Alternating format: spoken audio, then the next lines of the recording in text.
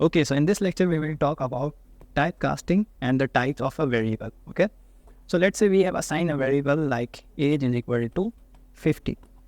So we know that the type is integer. Okay, but let's confirm from the Python interpreter. So in order to confirm this variable from the interpreter, let us use a built-in function which is type. Okay, and inside the type, I'll write the variable name. So let's write age and let's run this program by typing in control alt and n.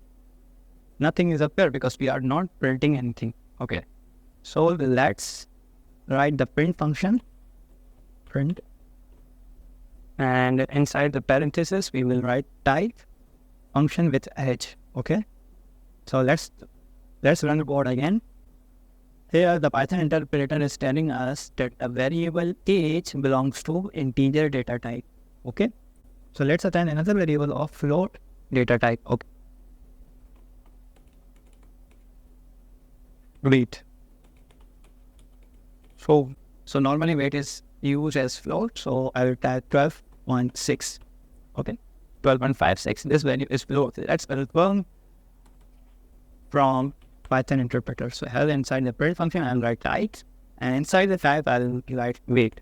Okay, so let's run the program one more time. That is telling this is float. Okay,